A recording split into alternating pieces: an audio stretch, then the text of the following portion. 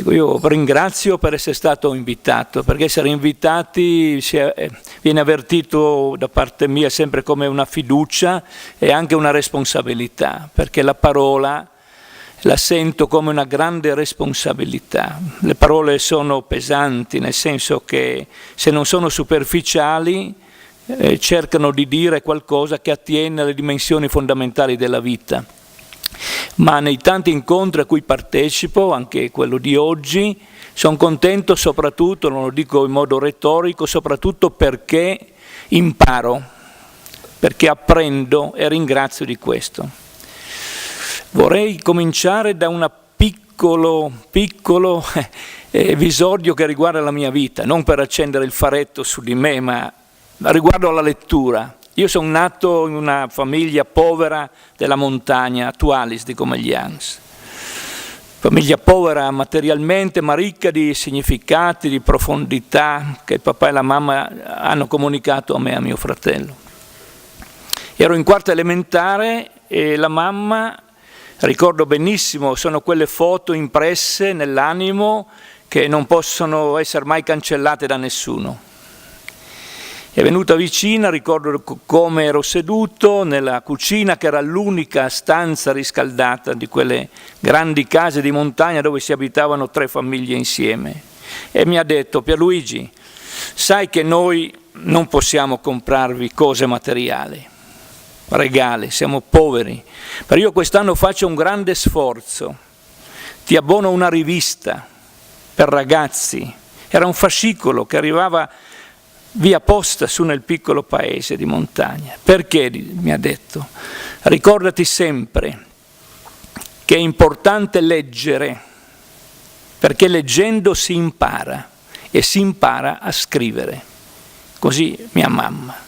Io ero in quarta elementare, quando incontro le scuole racconto sempre questo, perché è una indicazione paradigmatica, di prospettiva, non certo di chiusura.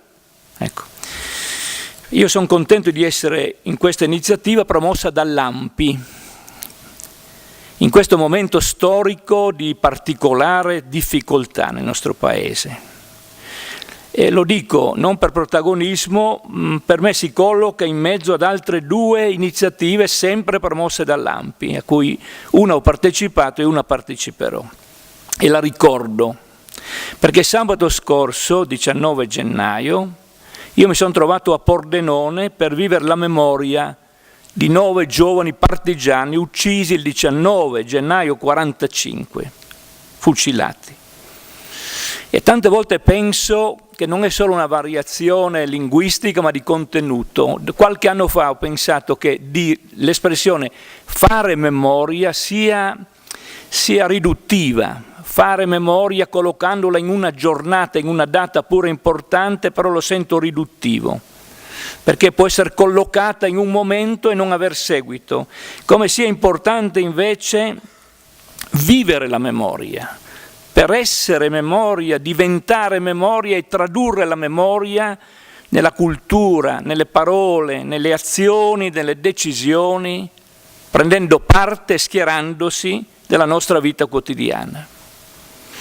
Nella riflessione che ho proposto, e vi dico un passaggio che mi ha molto colpito, perché nelle casermette in centro a Pordenone, un luogo chiamato casermette dove c'è una stanza dove le persone venivano torturate, nell'altra delle persone che ho percepito di grande sensibilità hanno conservato alcuni segni di quella tragedia. E mi hanno presentato una saponetta fatta con cenere umana. Io questo non l'avevo mai visto con gli occhi del cuore, della coscienza, e mi ha veramente fatto tremare. Mi ha fatto tremare la vita proprio, come si dice. No? Ecco. E nella riflessione poi successiva io ho gridato in certi passaggi, proprio gridato, questo interrogativo drammatico. Cosa direbbero di fatto, cosa ci dicono oggi questi giovani partigiani uccisi di fronte a tanta avversione oggi in questa società nei confronti dell'altro, del diverso, in particolare l'immigrato, ma non solo. ogni altro considerato diverso al di fuori del perimetro che questo pensiero che pensiero negativo, pretenderebbe di essere forte, esteso, pretenderebbe di stabilire un perimetro al di fuori dei quali i diversi sono guardati in modo negativo, discriminati. Cosa direbbero? Ho chiesto a me e a chi era presente.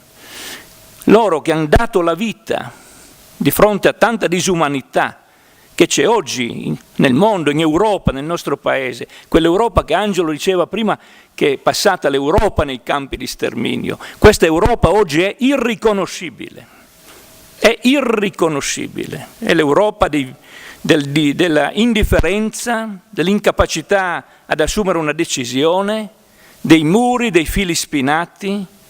Questa è l'Europa, non è l'Europa dei padri fondatori dell'Europa, perché quella è l'Europa dei popoli, l'Europa dei diritti umani, quell'Europa che quel giovane ucciso poco tempo fa, che aveva inventato con altri giovani appena più grandi di voi una radio per trasmettere da Strasburgo quello che avviene nel Parlamento europeo e far conoscere questi giovani straordinari, di speranza per noi tutti, per il futuro, preparati, studiosi, intelligenti, sensibili, che parlano dell'Europa dei popoli, della convivenza dei popoli, della cultura, dei diritti umani, uguali per tutti o non più tali.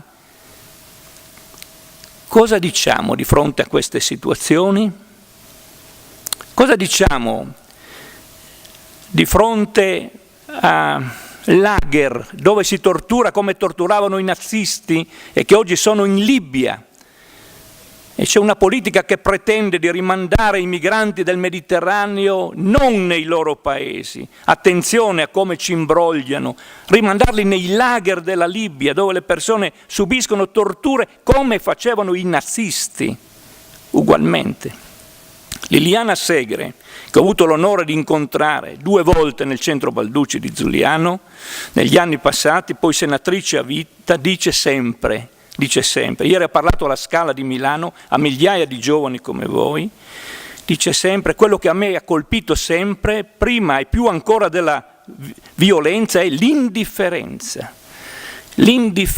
E dice lei che è stata ad Auschwitz 1 anno quando aveva 13 anni, come succede, lei ha detto, nel Mediterraneo oggi un barcone di 200 persone, l'ha detto mesi fa, poi si è avverato anche l'altro ieri, un barcone anche di 200 persone, nessuno se ne occupa, diventano numeri subito dimenticati, e dice come facevano i nazisti. Lei dice queste parole. Per quello io, dice, non mi sono mai neanche pensato di cancellare il numero che mi hanno tatuato sull'avambraccio quando 13enne sono entrata ad Auschwitz. Per quello la prossima iniziativa con l'Ampi di Tolmezzo, mercoledì prossimo, per riflettere su questo, sulla Costituzione, come ha ricordato prima Angelo, non è bruciata. Uno dice ci mancherebbe che ci fossero persone che sulle piazze d'Italia bruciano la Costituzione, perché vorrebbe dire tradire la memoria di tanti morti che sono impegnati perché il nostro Paese riconquistasse libertà, democrazia, un Parlamento dove si decide, le istituzioni democratiche, no? Però è tradita la Costituzione, tante volte. Non abbiamo qui il tempo, basterebbe pensare all'articolo 1, 2, a uno straordinario articolo 3 che sarebbe da meditare ogni giorno, e l'articolo 10 sui rifugiati politici, e l'articolo 11 che l'Italia ripudia la guerra. Parole straordinarie, straordinarie. Ha detto benissimo prima Angelo, che anche se non è bruciata sulle piazze, è come fosse bruciata da tanti in Italia oggi, perché è tradita. Parleremo della Costituzione anche in rapporto a questo decreto già diventato legge sicurezza. Ecco. Noi viviamo, è stato detto già, questa giornata vicina alla celebrazione di tutto il Paese della giornata della memoria del 27 gennaio. Ecco, in un momento della storia dell'umanità in cui dagli USA alla Polonia, all'Ungheria, all'Italia, alla nostra regione si diffonde questo pensiero negativo di avversione, di ostilità, fino all'odio nei confronti dell'altro diverso. Io non sono uno studioso, lo dicevo prima ad Angelo, che è un letterato rispetto a me, non sono studioso di queste questioni delle cesure, delle abiure, del bruciare i libri. Certo, per attenzione alla storia lo si fa, però cercherò, come sto cercando già di esprimermi, di cogliere alcuni aspetti di fondo. Poi l'elenco dei libri ce l'ho, ma potete trovarlo anche nel pomeriggio, andando su internet trovate tutti i libri, tutta la storia in cui la Chiesa ha una grande responsabilità, grandissima, con l'Inquisizione, chiamata, pensate voi, quali beffe non solo linguistiche ma di contenuto, la Santa Inquisizione, la Santa Inquisizione. No? Però con un rapporto con la società, diciamo, civile anche, veramente inquietante, no? Questo e quello insieme, con grandi responsabilità reciproche. E sono alcuni libri, già è stato ricordato, l'avevo notato chiaramente anch'io qui Galileo, ma tanti altri libri che si potrebbero certamente ricordare.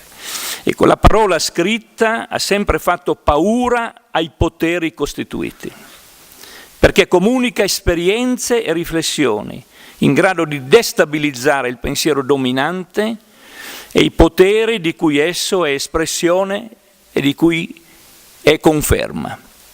La parola scritta fa paura perché ha la forza di contaminare positivamente una mente, una coscienza, di diffondersi poi in altre mille, superando opinioni consolidate e stimolandone di nuove, sia a livello culturale che etico, che politico, che legislativo. E avvicinandomi a questa grande questione, e concretamente poi, come dicevo, ad alcuni libri che si potrebbero citare, io non pensiate che lo dica perché sono anche un prete, io mi sento laico, un uomo laico prima di tutto, poi mi sento un umile credente, sempre in ricerca, e anche prete. E quando prima Angelo parlava della divisa, io non ho mai messo una divisa clericale, per un motivo profondo però, anche rispetto a chi, scusate una parentesi che forse non dico banale, ma è così, pur parler si dice no, ma perché almeno una crocetta, almeno un segno distintivo? No, ho detto, perché noi siamo quello che siamo. Non serve una divisa né un segno per dire chi sono io, coi miei limiti e spero qualche possibilità positiva. E nell'incontro con l'altro che io, solo nell'incontro, nelle idee che esprimo, nella vita che conduco, che posso manifestare chi sono io. Noi possiamo manifestare chi siamo attraverso la nostra umanità, non attraverso le divise. Questo della divisa è interessante. Anche oggi, sulla scena del nostro paese, l'utilizzo delle divise meriterebbe una riflessione molto, molto profonda, molto profonda. Capire cosa significa mettersi una divisa, una divisa. Allora, ripeto, non pensiate che lo dica perché sono prete, ma preparando questa riflessione mi è venuto spontaneo. Io non ho portato i libri per un fatto così organizzativo, insomma, non sto a spiegarvi cosa, non disattenzione, così. Avrei portato 2 libri, i Vangeli e la Costituzione, perché sono stelle polari non solo per la mia vita, ma per la vita di tanti. E vorrei farvi proprio, mi è venuto ieri preparandomi un cenno ai Vangeli, rispettando chiaramente tutte le ispirazioni, le convinzioni, i percorsi di voi tutte e voi tutti presenti. Sono i Vangeli un testo rivoluzionario, purtroppo poi troppe volte ridotto a verità astratte, a moralismi, a raccomandazioni superficiali e influenti, a religione del potere. Rispetto alla questione trattata in questo incontro, il protagonista di questi scritti, Gesù di Nazaret, è stato rifiutato dal potere politico, religioso e militare nel loro sostegno reciproco. Ucciso fuori dalla città considerata santa, come un delinquente comune, bruciato, impiccato, ma come bruciato. E con lui ucciso il suo insegnamento orale, poi messo per iscritto dai suoi discepoli. È stato processato, condannato perché disobbediente alle leggi. Gesù è stato disobbediente, Gesù, alle leggi. Perché disobbediente alle leggi? 3 capi di accusa ha avuto. Disobbediente alle leggi, guaritore dei malati, bestemmiatore. Perché ha detto, questo dice di essere Dio, bestemmia. 3 capi d'accusa. Per chi cerca di vivere la fede, la sua presenza, il suo insegnamento sono andati oltre la morte e continuano nella storia. Questa è una dimensione di una fede possibile. Nell'incontro drammatico con il rappresentante dell'impero romano che occupa la Palestina, il procuratore Ponzio Pilato, Gesù di Nazaret, fra le poche parole che pronuncia, dice: io sono nato e venuto nel mondo per essere un testimone della verità.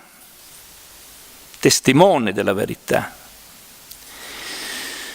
A che l'uomo del potere imperiale chiede: ma che cos'è la verità? Ma se si legge in modo superficiale è un conto, se si approfondisce solo un poco si è in sintonia piena con quello che diceva Angelo prima. Che cos'è la verità? Come a dire da parte del potere: che parole sono mai queste che tu stai dicendo? Che sei venuto a testimoniare la verità e la sua ricerca, poi il fare verità, non solo annunciarla. Ma la verità è già detta, è stabilita, definitiva, una volta per sempre. La verità siamo noi. La verità siamo noi. Potere religioso, politico, con il supporto delle armi, del potere militare. La verità siamo noi. Uomo sognatore, mistico rivoluzionario, uomo di Nazaret, cosa mai stai dicendo? Meriti la morte. La posizione questa di ogni pensiero unico, forte, autoritario, che pretende di essere dominante ieri come oggi, in un delirio di onnipotenza e di prepotenza. E uno dei Vangeli, il Vangelo di Giovanni, così riporta: se rimanete ben radicati nella mia parola, siete veramente miei discepoli. Così conoscerete la verità e la verità vi farà liberi. Questo è scritto nei Vangeli, tante volte non si è attenti a quella. La verità vi farà liberi. La verità non dogmatica, la verità in ricerca, in divenire, che si fa verità nella storia. Ricordo, mentre ieri scrivevo questo, ricordo per assonanza la testimonianza, pensate quante assonanze ci sono nella storia, dentro alla laicità, con rimandi anche spirituali, ma dentro alla laicità che tutti unisce. Ricordo per assonanza la testimonianza di una donna afghana, presente a uno dei convegni del centro Balducci, che concluse con un grido la sua testimonianza, drammatica e luminosa, con questa affermazione: la verità è rivoluzionaria, la verità ci renderà liberi nel nostro paese. E la sua testimonianza ha riguardato la verità delle cose, liberata da ogni autoritarismo, manipolazione, sottomissione della donna e l'impegno arduo fino a rischiare la vita per cercare e affermare la verità. E il secondo riferimento di orizzonte che vorrei condividere con voi, ampio, in cui inserire la questione dei libri proibiti, censurati, bruciati, condivido con voi, è già stato nominato anche prima, l'indicazione che Antonio Gramsci ha dato riguardo alla cultura. Io lo leggo tante volte, in tanti incontri pubblici, e ogni volta mi commuovo.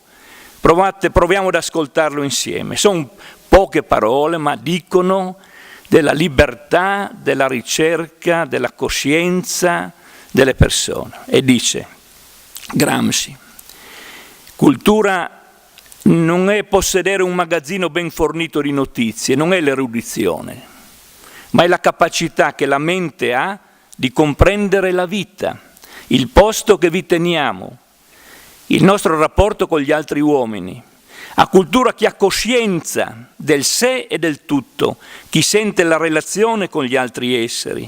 Cultura è la stessa cosa che la filosofia. Ciascuno di noi è un poco filosofo, lo è tanto di più quanto di più è uomo. E padre Balducci, un grande intellettuale a cui abbiamo dedicato il centro di Giuliano, diceva: la cultura non è stare dentro una stanza a elaborare in modo assettico, la cultura è la capacità di rispondere alle sfide del tempo presente. Alle sfide del tempo presente. E un altro riferimento per me molto importante, accennato anche prima, può essere tale per tante persone, l'insegnamento di Don Lorenzo Milani, nella sua globalità e certo in qualche passaggio particolare riguardo all'ubbidienza, non più virtù ma subdola tentazione, al rispetto delle leggi quando sono giuste e al loro superamento quando non lo sono. Pensate, fra l'altro, il suo libro, quello che ha scritto lui, perché gli altri, lettera professoressa e lettera ai giudici, è stato frutto di un discorso anche di scrittura collettiva. Nel 1958 Don Lorenzo Milani ha pubblicato il suo libro Esperienze pastorali, un libro inizialmente accolto e poi ritirato dal Santo Ufficio, cosiddetto Santo Ufficio, ritirato dal commercio per disposizione dall'alto del Santo Ufficio, cioè quell'organismo della Chiesa che vigilava sull'ortodossia, quindi sulle eresie, quindi un Santo Ufficio che accettava, confermava o scomunicava. E scrivendo mi è venuto, forse voi non lo conoscete, non avete sentito parlare, o forse sì, una situazione che ho vissuto anche personalmente.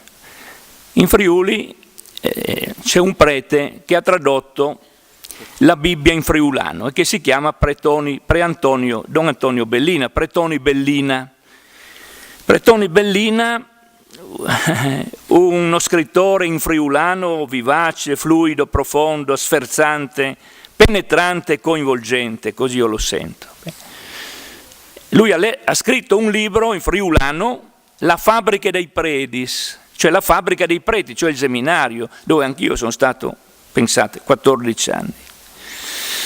E in questo libro Pretoni, Don Antonio, denuncia l'istituzione totale e la violenza che in esso si esercitava sui ragazzi e i giovani in crescita, riguardo a 3 questioni fondamentali, per dire che la censura non è lontana,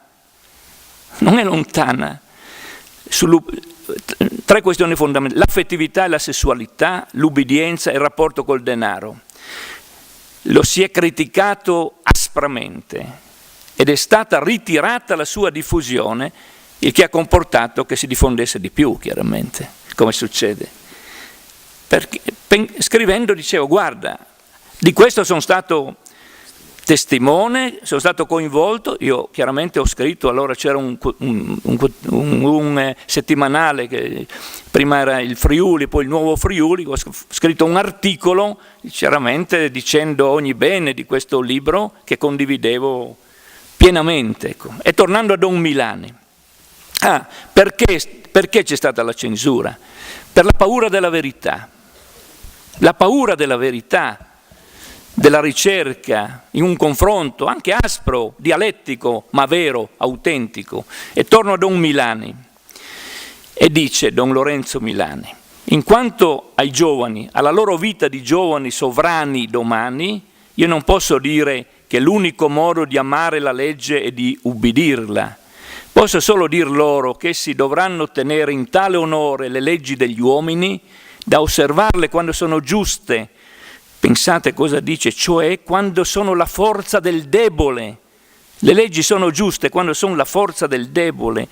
Quando invece vedranno che non sono giuste, cioè quando sanzionano il sopruso del forte, essi dovranno battersi perché siano cambiate. E ciò comporta violare la legge quando si ha coscienza che è cattiva e accettare la pena che essa prevede. Questa tecnica di amore, dice Don Lorenzo, costruttivo per la legge, io l'ho imparata insieme ai miei ragazzi mentre leggevamo il Critone, l'Apologia di Socrate, la vita del Signore nei 4 Vangeli, l'autobiografia di Gandhi, Le lettere del pilota di Hiroshima, vite di uomini che sono venuti tragicamente in contrasto con l'ordinamento vigente a loro tempo, non per scardinarlo, ma per renderlo migliore. E poi parla delle complicità nella storia e fa gli esempi di Hiroshima e Nagasaki, dicendo: i due piloti hanno sganciato la bomba, ma per preparare quel momento quante migliaia di persone hanno collaborato? Tutti hanno una loro responsabilità in quello che è avvenuto. E poi si rifà, e siamo anche nel tema della memoria, si rifà ai processi di Norimberga e Gerusalemme ai gerarchi nazisti, i quali ammettono di aver compiuto quei crimini, ma pensano di scusarsene dicendo che loro avevano solo eseguito gli ordini dei loro superiori e che quindi responsabili erano coloro che avevano comandato a loro di compiere quegli atti.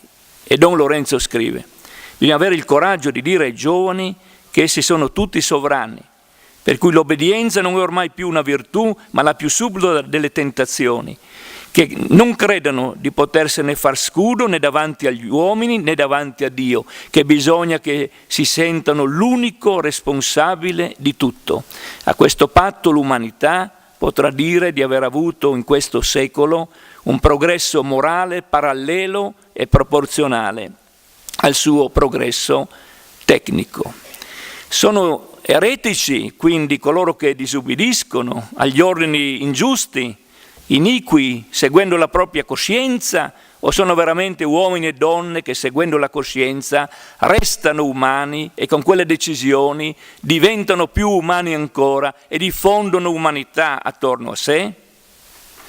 Questo non è l'indicazione a una disubbidienza capricciosa dell'ego personale in cerca dei capricci propri, no? È tutt'altro. Quando Don Lorenzo parla così si riferisce a ideali così grandi che chiedono ulteriore dedizione, abnegazione, però sono così grandi quegli ideali che portano a non accettare dentro alla storia quello che è ingiusto, discriminante, razzista, quello che non è umano. E allora uno obietta e dice: io non ci sto. Io non ci sto a questa disumanità, prendo posizione. Come? Dicendo il mio pensiero, anche dentro le classi di scuola, credo che ci sia fra voi una dialettica anche, no? Io alzo la mano e dico: non sono d'accordo con quello che state dicendo. Mi dispiace, non so. Nel bar uguale. Pensiamo al discorso dei migranti, come dico. C'è un gruppo di ragazzi che dice, qualcuno dà battute, uno alza la mano e dice: no, mi dispiace, io non sono d'accordo. In classe uguale. Il coraggio delle proprie idee, anche sapendo che una volta espressa la propria idea non c'è il consenso attorno, ma ci può essere la critica, fa grande una persona. Questa è una mia intima convinzione. Noi siamo grandi quando seguiamo la nostra coscienza, non quando ci adattiamo al pensiero dominante in una società. Concludo subito. Ecco, e ora in questo orizzonte delineato, con questi importanti riferimenti, certo altri se ne potrebbero anche indicare, emerge come la cultura, il pensiero, la scrittura degli stessi, quando esprimono autonomia, libertà e critica, sono sempre avvertiti con sospetto e poi repressi e sottratti alla comunità, con violenza distruttiva. Discriminare un libro, porlo all'indice dei libri proibiti, significa contrastare fino a negare la libertà dello spirito, della coscienza e dell'intelligenza. Questo purtroppo nella storia è ripetutamente avvenuto e purtroppo avviene ancora. Le donne e gli uomini considerati eretici e condannati sono stati portatori di novità, di apertura, di intuizioni, di possibilità inedite, non ancora espresse, non ancora manifestate. E quello che è successo nella storia, che sta succedendo per certi aspetti anche oggi, credo debba essere uno stimolo da parte nostra, ecco, a crescere in quella cultura che Gramsci ci indicava e ad assumersi ciascuno le nostre responsabilità. Vi ringrazio.